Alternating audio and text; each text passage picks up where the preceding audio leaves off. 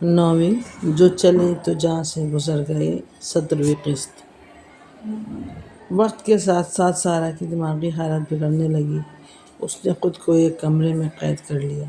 وہ کبھی خلاؤں میں گھورتی رہتی، کبھی بچے کے کپڑوں سے کھیلتی رہتی، کبھی ماں بابا کی پرانی چیزوں سے باتیں کرتی، کبھی اپنی پرانی ڈائری لکھنے بیٹھ جاتی، تو کبھی کئی دن کپڑے بھی نہیں بدلتی اور نہ اپنے لمبے بالوں کا اسے ہوش رہتا۔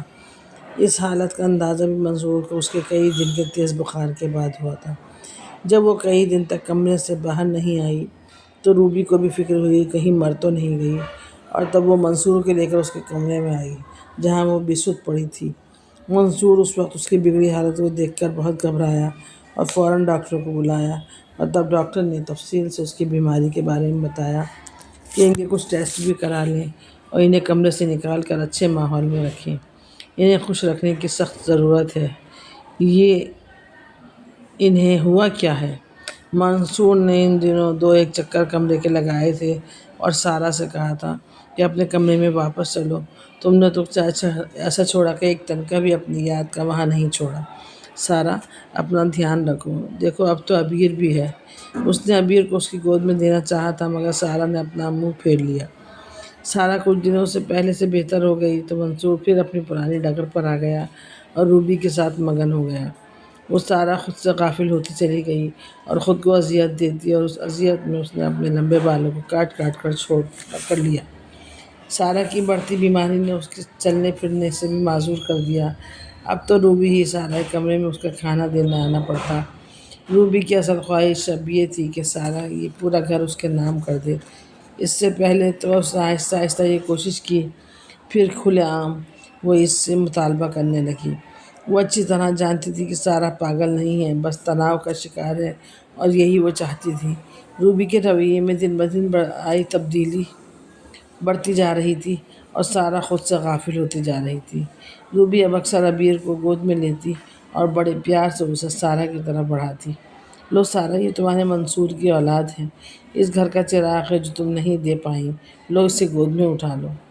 سارہ اس کی محبت بھرے رویے کو اکثر سچ سمجھ کر اپنی باہیں پھیلا دیتی، تب وہ اس کے بال پکڑ کر کہتی، منصور کی اولاد اس دنیا میں لانے کے قابل تو تھی نہیں، اسے گود میں لینے کی خواہش کرتی ہو؟ پہلے یہ گھر میرے نام کر دو، پھر جی بھر کے عبیر کو گود میں کھلا لینا۔ سارہ تکلیف سے آنکھیں بند کر لی تھی۔ وہ اچھی طرح جانتی تھی کہ جس دن اس نے یہ کام کر دیا روبی اسے مار ڈالے گی، مگر روبی کے زیادتیوں نے ایک دن اسے سچ مچ مار ہی ڈالا۔ ایک صبح جب روبی اس کے کمرے میں چائے لے کر گئی تو سارہ بستر پر مردہ پڑی تھی۔ منصور! روبی کی چیخ کر منصور کو آواز دی، منصور! سارہ باجی کو کچھ ہو گیا ہے، دیکھو آ کر۔ منصور نے بھاگتے دوڑتے وہ فاصلہ طے کیا اور کمرے میں قدم رکھا جہاں اس سے بے پناہ محبت کرنے والی اس کی سارہ زندگی کو چھوڑ گئی تھی۔ اس کی ایک ٹانگ بستر سے لٹک رہی تھی اور وہی حسین بال جو منصور کی زندگی تھے کمرے میں جا بجا بکھرے پڑے تھے۔ چند بال اس کے سر پر نظر آ رہے تھے۔ اس کا وجود جو ہر وقت منصور کی آمد سے پہلے مہکا کرتا تھا اب ہڈیوں کا ڈھانچہ بنا ہوا تھا۔ سارہ! منصور نے گھبرا کر اسے آواز دی، مگر وہ محبت کی دیوانی تو رات کے نہ جانے کس پہر اس دنیا سے کوچ کر گئی تھی۔ شاید اس وقت جب روبی کے ساتھ دیر تک باہر گھوم کر آیا تھا، یا شاید اس وقت جب وہ عبیر کے بے پناہ رونے پر آنگن میں اسے لے کر ٹہلتا رہا تھا، یا شاید اس وقت جب وہ رات کے آخری پہر روبی سے محبت بھری باتیں کر رہا تھا، نہ جانے کس وقت۔ منصور! انہیں لے کر ان کے کمرے میں چلو، ورنہ لوگ آنا شروع ہو جائیں گے۔ روبی کو ایک دم ہی زمانے کی فکر ستانے لگی۔ کمرے کی حالت بتا رہی تھی کہ مرنے والی اس گھر میں کیا حیثیت رکھتی ہے۔ روبی نے سر جھکائے منصور کا شانہ ہلایا۔ منصور نے لال آنکھوں سے روبی کو دیکھا اور سارہ کے مردہ وجود کو اپنی باہوں میں اٹھا لیا۔ یہ کیا حال کر لیا تم نے سارہ! اس کے پتہ جیسے وجود کو اس نے احساس دلایا کہ سارہ کہاں سے کہاں آ گئی۔ رفتہ رفتہ سارہ کی موت کی خبر نے گھر میں آمد و رفت کا سلسلہ بڑھا دیا۔ لوگ آتے گئے، میت کے گھر تھا، میت کے سارے رسم و رواج پوری ہوتی گئیں اور روبی ایک ایک کر کے سب کے سامنے جھوٹے آنسو بہاتی رہی، سارہ کے پاگل پن کے قصے سناتی رہی۔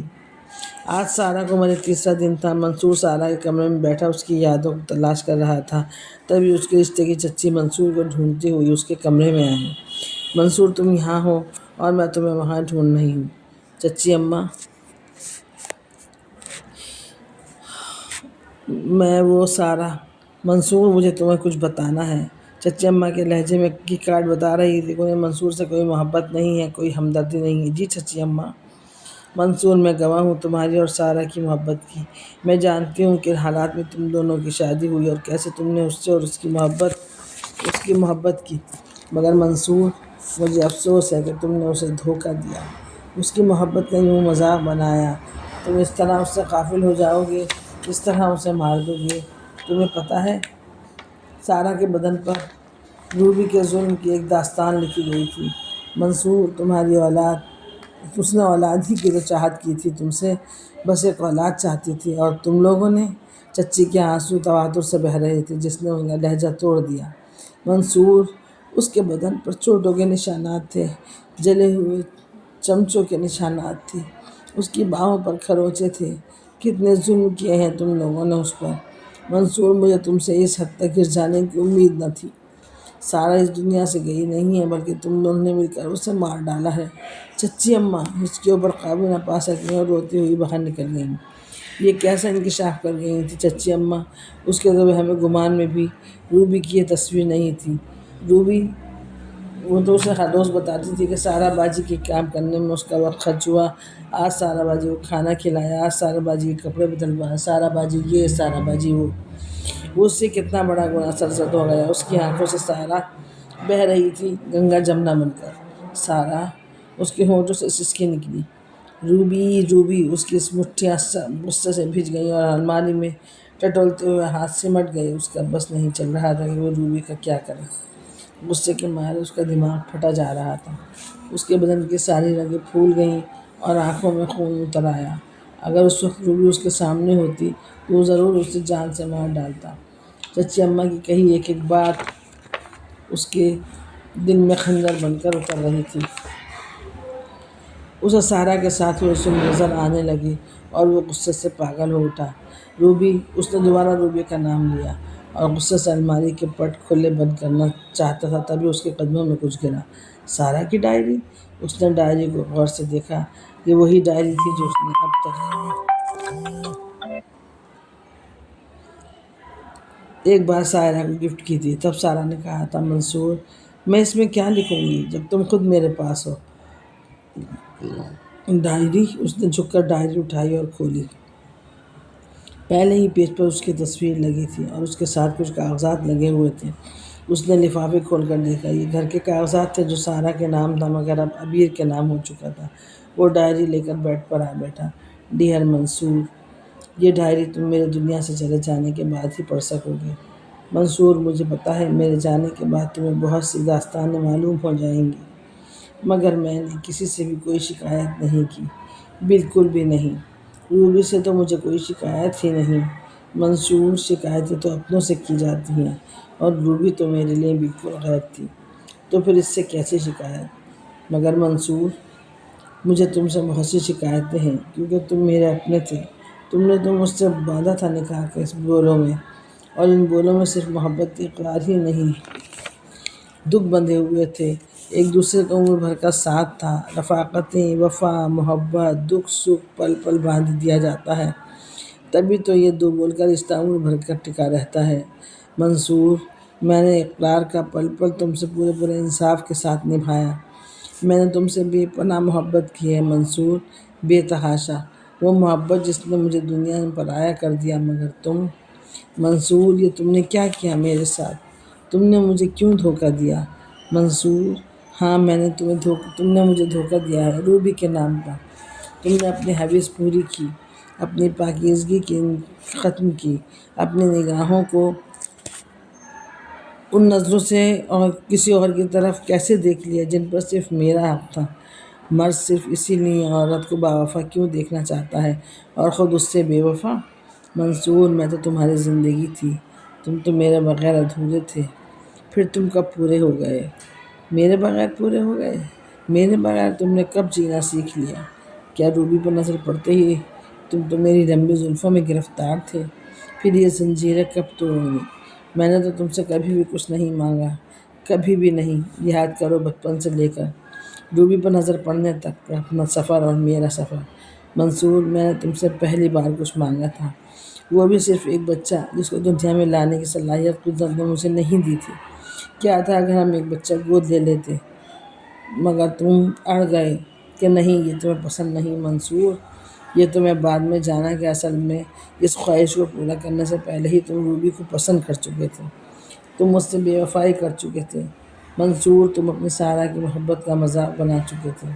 ہم بچہ گود لے سکتے تھے، میں اسے جی اور اپنی ممتا اور تربیت سے تمہارا بیٹا اور اس گھر کا وارث بنا سکتی تھی، مگر تم وارث نہیں، اپنی نئی محبت اس گھر میں لانا چاہتے تھے، وہ بھی مجھ پر احسان جتا کر۔ کاش تم نے میری بات مان لی ہوتی تو آج میں تمہارے ساتھ ہوتی، مگر منصور، تم سے میری ممتا تڑپتے دل کو کہاں دیکھنا چاہا۔ منصور، تم تو مجھ سے بے حد محبت کا دعویٰ کیا کرتے تھے، محبت میں تو انسان جان سے گزر جاتا ہے، اور دیکھو۔ منصور، کاش تم نے مجھے دھوکہ نہ دیا ہوتا اور روبی سے شادی کرنے سے پہلے مجھے بتا دیا ہوتا تو شاید میں یوں اندر اندر نہ مرتی، اور پھر تم اپنی دنیا میں یوں مگن ہو گئے کہ تم نے میری طرف پلٹ کر بھی نہ دیکھا۔ منصور، مجھے معلوم ہے روبی نے بہت بار تم سے میرے لیے ہمدردی اور میرے لیے ناراضگی کا اظہار کیا ہے، مگر منصور، تمہاری محبت کی قسم، میں نے اس کے ساتھ کبھی برا نہیں کیا۔ منصور، میں تم منتظر تھی کہ تم کب اپنا وعدہ نبھاؤ گے، اپنے بیٹوں کو میری گود میں دو گے۔ تم نے یہ شادی میری ممتا کی تسکین کے لیے کی تھی نا، مگر شاید تم باقی وعدوں کے ساتھ یہ وعدہ بھی بھول گئے۔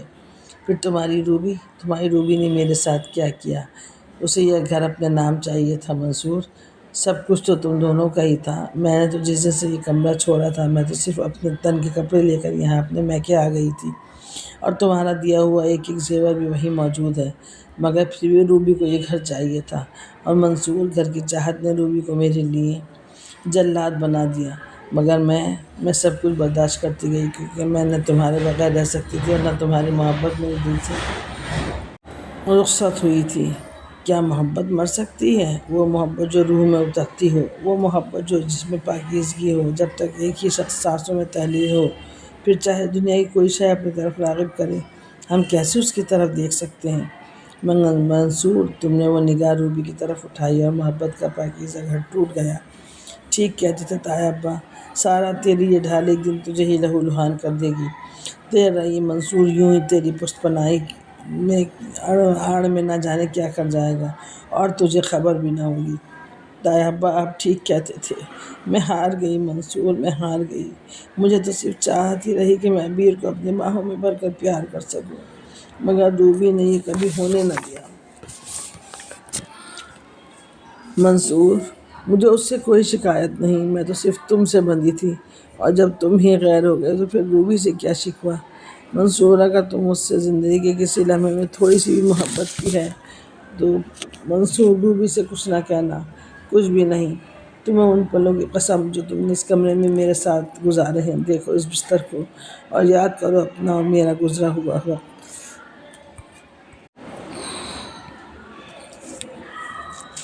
دیکھو سامنے والی کھڑکی کو، ان الماریوں کو، اس کمرے کی ایک ایک چیز کو، جہاں صرف میں اور تم ہیں۔ یہ کمرہ تو ہمارا تھا، پھر بھی میں تمہارے بغیر یہاں کیسے رہ سکتی تھی؟ اور منصور، آج میرا بہت دل چاہ رہا تھا کہ اس کمرے میں آؤں، سوچا کہ یہ زندگی کا آخری تحفہ تمہیں دے آؤں، کیونکہ روبی کو اگر یہ ڈائری مل گئی تو وہ کبھی تمہیں یہ سب کچھ پتہ نہ چلنے دے گی، اور میں چاہتی ہوں کہ زندگی میں کسی ایک پل بھی تم اس درد کو محسوس کرو جس کا نام محبت ہے، اور جو درد تم نے مجھے دیا ہے۔ منصور، یہ گھر میرا اور سب کچھ عبیر کا، اور میرا سب کچھ عبیر کا ہے، وہ جسے میں بغیر چھوئے بھی بہت چاہا، وہ تمہارا بیٹا ہے نا، اور تمہیں بے حد چاہتی ہوں۔ منصور، میں نے ایک بار پڑھا تھا کہ ہم جس سے محبت کرتے ہیں اس کی ہر چیز ہمیں پیاری ہوتی ہے۔ منصور، عبیر تو تمہاری اولاد ہے، میرے منصور کی اولاد، جس کی چاہت نے مجھے یہاں تک پہنچا دیا۔ منصور، شاید آج آخری رات ہے، سانس ٹوٹ کر چل رہی ہے، اور بڑی مشکل سے اس کمرے تک آئی ہوں، آنگن میں بیٹھ بیٹھ کر، کھسک کھسک کر، کیونکہ کمزوری نے چلنے کی طاقت کھو دی، اور پھر واپس بھی تو جانا ہے۔ اس لیے منصور، اپنی سارا کا آخری سلام قبول کرو، اس یقین کے ساتھ کہ میں نے صرف تمہیں چاہا ہے، بے حد، بے تحاشا۔ بے انتہا عشق کیا ہے تم سے منصور منصور، منصور ہچکیوں سے رو رہا تھا اور سامنے گزرا ہوا ایک ایک پل اور سارا کا زخمی جسم قصور واقعی اس کا تھا۔ وہ کیسے اور کب سارا سے غافل ہو گیا۔ آج اس کے دل میں اعتراف کیا کہ منصور تو بہت ظالم ہے، تو نے سارا پر بے پناہ ظلم کیا اور تجھے اس کا حساب دینا ہوگا۔ روبی پر وہ لاکھ چاہنے کے باوجود بھی کچھ ظاہر نہ کر سکا کیونکہ وہ سارا سے محبت کرتا تھا۔ ہاں کبھی کرتا تھا، مگر آج برسوں بعد وہ محبت پھر سے جاگ اٹھی تھی اور سارا نے اسے منع کیا تھا کہ سارا اس کی اس بات کو نبھانا تھا۔ اس نے سارا کی روح سے وعدہ کیا کہ وہ کبھی روبی کو اس ڈائری کی بھنک نہیں لگنے دے گا بلکہ وہ اسے جلا دے گا۔ تبھی سارا سے کیا وہ وعدہ نبھا سکتا ہے۔ وہ ٹیبل پر رکھی ماچس کی طرف بڑھ گیا، مگر اس کی آنکھوں میں کبھی نہ ختم ہونے والے آنسو تھے جو چلے تو جہاں سے گزر گئے۔ یہ آج آپ کی خدمت میں 17ویں اور آخری قسط پیش کی گئی ہے۔ اپنا فیڈ بیک ہمیں ضرور دیجیے گا اور کمنٹس کیجیے، لائک کیجیے، شیئر کیجیے، سبسکرائب کیجیے۔ اگلی بہت جلد پھر کسی نئی کہانی کے ساتھ آپ سے ملیں گے۔ اللہ حافظ۔